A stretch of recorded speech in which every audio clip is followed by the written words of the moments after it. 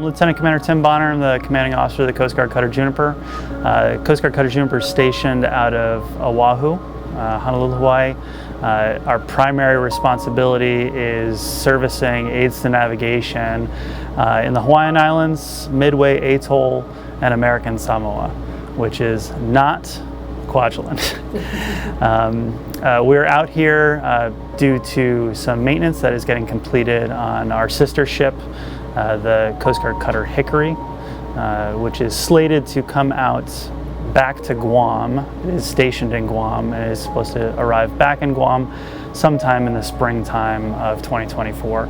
So while they have been getting work done, the Coast Guard Cutter Juniper sailed from Oahu all the way out to Guam to help service aids to navigation in the Sector Guam, Coast Guard Sector Guam region, but also the Coast Guard District 14 region, which encompasses all of Micronesia, Marshall Islands, and this area of Oceania. So we sailed from Oahu all the way out to Guam, serviced some aids to navigation, went to Saipan, serviced some aids to navigation, and we're now on our long trip back home to Oahu, stopping in Kwajalein to work some aids to navigation while we're here. So the mission that we have is to regularly service aids to navigation that help maintain the maritime transportation system. We do that in this area to both support the Army garrison on Kwajalein, but also the Marshall Islands in this area, specifically Kwajalein Atoll. So we came out with the hope of servicing approximately 8 aids in Kwajalein Atoll, and we will leave servicing all of those aids, which is a great news. We came out because there was a few what we call aids to navigation discrepancy, which is something wrong in the maritime transportation system, whether that's a buoy missing, a light not working, or a buoy that's sunk. And we've come out and corrected so far 3 discrepancies. Tomorrow we're going back out to correct another 2 discrepancies.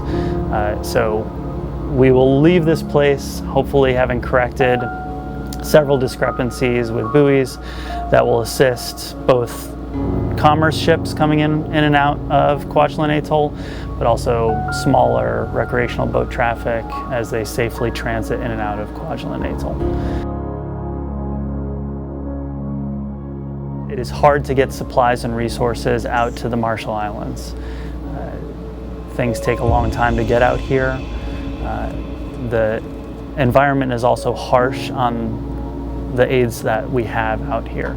So it takes, one, a long time for our ships to get out here, which obviously creates issues or challenges as we work to service aids and navigation. And it's also just a challenge because the things that are here degrade quickly due to corrosion, steel and salt air corrodes. So the Coast Guard right now is actually working on a process to modernize the buoys in Kwajalein Atoll, as well as across the world, but or across our area of responsibility. So specifically in Kwajalein, right now we are switching from steel-hulled buoys, steel-hulled aids navigation, to foam aids, which have the ability to stay floating for much longer. That will greatly aid in hindering discrepancies from happening in the future because of the long logistical lead times on getting support out here. So whether it is bringing a ship out here or just sending resources out here, we're trying to mitigate that by putting foam buoys into the water, which hopefully will assist with that in the future. Coast Guard is lucky to have a few Marshall Islands citizens attend the Coast Guard Academy. And so through the agreement that is in place there, we get to welcome a few of those individuals into our Coast Guard Academy. So today we heard that one gentleman is looking to come to the Coast Guard Academy, and so we took the opportunity to sit down with him. A few of our junior officers who graduated from the Coast Guard Academy within the last 2 to 3 years sat down, let them know what the Coast Guard Academy was, the application process, and tried to help them in the journey of hopefully being interested and wanting to come. So we're hoping to see him in the future, at least attend the Coast Guard Academy, and that will help in his education as he returns to the Marshall Islands. It is a long transit to get out here, and we've spent many days at sea with just the 49 people that are on board. So it took us about 12 days to get out to Guam, 5 days to get here to Kwajalein. It'll take us 9 days to get back to Oahu. It's a long time. And the seas in the Pacific are not gentle on ships at times. So oftentimes the crew spends time sitting on the mess deck, which is where we eat together, playing card games, playing video games, watching movies together. We usually have what we call morale nights, which is the crew gets together and does something fun. We'll play Jeopardy, bingo. We've had paint nights on the mess deck where everybody just gets to be together and in a fun and joyful mood and enjoy that time together. So there's a lot of ways to spend our time at sea, but this crew is exceptional in their ability to just come together and spend some great time together. So my older brother joined the Coast Guard Academy about 3 years ahead of me. So when I was going through high school, I did not think anything about going to the Coast Guard Academy or going to the military. I heard about the Coast Guard Academy through him and his attendance, and I realized that the Coast Guard brings a great service to our country in that it is a service about life-saving, about providing a service, direct service to the people. The beautiful thing about the Coast Guard is that people around the country and the Coast Guard are doing the mission every day.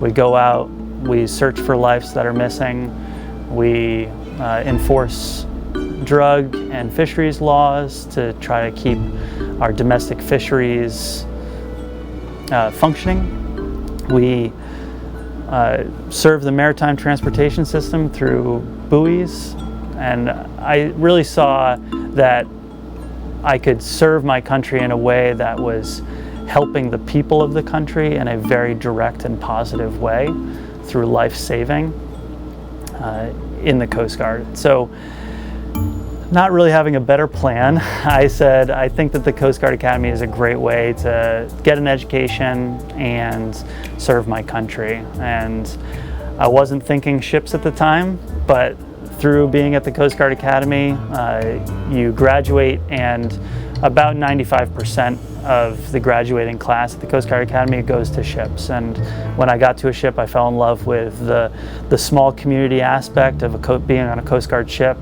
the incredible professionalism that exists in a Coast Guard crew, and the challenge that comes from leading and being a part of the mission of the Coast Guard. So I fell in love with it. I've enjoyed it now for 13 years and hoping to enjoy it for a few more after this too. I've been on board the ship for a year and a half now. In that period of time, we've been able to go to places like Fiji, American Samoa, now Guam, Saipan, and Kwajalein. And all those places, what we found is that our Pacific Island partner nations are always hungry to learn. And right now, we fell into a situation where a few of our cooks actually got injured and couldn't sail with us. And so we reached out to our partners in New Zealand, who were able to provide 2 cooks for us. And so they flew in, met us in Guam, and they're going to sail with us all the way back to Honolulu in order to provide meals to our crews. So it's just another way that we can learn from each other. We can learn from them, both culturally and also whatever skills that they can bring to the table that maybe we don't know. And also it's a way for us to just tell them a little bit more about the Coast Guard and what we do and how we do it. So it really bolsters a better partnership between our 2 nations through just this small interaction that we have.